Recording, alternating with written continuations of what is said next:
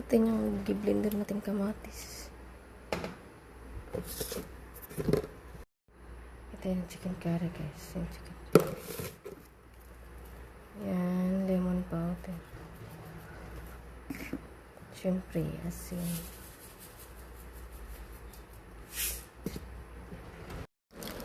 Lagay natin yung saluyot, guys.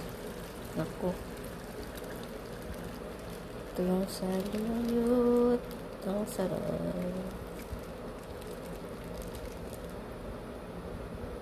Lagay tayo ng ulam, guys. Tingnan nyo yung niloto ko. Saluyot. Yan. Wow.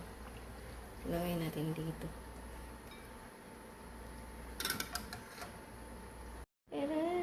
Yan na yung kiprepare kong pagkain ng alaga.